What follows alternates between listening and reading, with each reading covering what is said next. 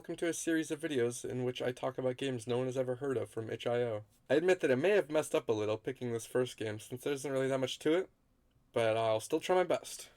A Short Squeeze is a little puzzle game developed by Metagram, Superland 11, and Androsis. According to its page on itch.io, it was released on February 11th of 2025. This game was made in the Unity engine, and this is where the hard facts end. Everything from this point on is speculation, as I have not reached out to the developers for comment at this point. My reasoning being that I want to write about the games I cover within the context of their own existence. A Short Squeeze appears to be either still in development, or just a little thing put together as a demonstration of skills or possibly for fun. This is apparent in the presentation, which you should be able to see for yourself. The title screen is relatively simple, some nice looking art vaguely representing what you'll be doing in the gameplay. There are 3 options in the options menu, a master volume setting, and 2 game modes that you can turn on. I decided endless mode was a little out of my scope for this video, and there wasn't anything that different about surprise mode. I'll talk more about this mode later, but for now, the gameplay. The game consists of a pretty simple but enjoyable loop of fitting different shaped pieces, representing what I assume to be passengers, into seats of a roller coaster, then sending the coaster off to make money. The main twist of this game is that you'll be using earned money to buy upgrades, increasing the coaster size and the amount of usable pieces. Time appears to tick down at a regular rate, incrementing an hour at a time. After 5 p.m., your day ends, and you start the next one at 9 a.m. That's pretty much it for now, and the game ends after the 4th day. This is a very simple game, and once you've completed one day, you've seen almost everything the game has to offer. I say almost everything because the game actually does introduce differently shaped pieces each new day, which does add a little variety.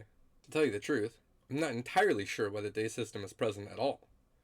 I think the game might work better if it was an incremental style game, like Cookie Clicker or one of those Roblox Tycoon games.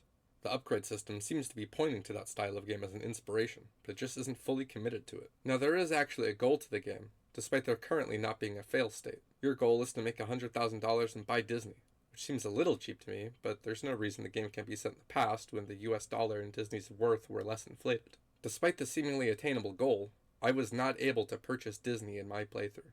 There is still one component of the game that I haven't talked about yet, and that is surprise mode. I'll tell you up front, there's exactly one noticeable difference in this mode, and that's that it starts at day 4, the current end of the game. Nevertheless, my entire time playing the mode, I was terrified. I had so many thoughts running through my head, mostly along the line of, if they just put stupid jump scares in this mode, I'm going to be so pissed off. But no, my game swiftly ended, and I considered myself fully done with the game, or at least done enough to talk about it for a bit. I can't say it was the most enthralling gameplay experience I've ever had, but it did keep me relatively docile for the brief time it took me to beat the game. The itch.io page says that the average session of the game lasts for only a few seconds, and it definitely lasted me a bit longer than that. I like what this game is going for, I like the art, and I think that if the devs wanted to continue this project, it has a lot of potential. I keep thinking about what wacky upgrades could be added. Additional cars would be a cool upgrade, and it might also be cool to have passengers with various abilities or properties. It would add some variety to the game. I'll be following this game and its developers, and I hope to see more soon. This concludes my coverage of A Short Squeeze. Up next is a game I discovered that could actually live up to something I said in my intro video, and I can't wait to talk about it and share it. Till then, see you soon.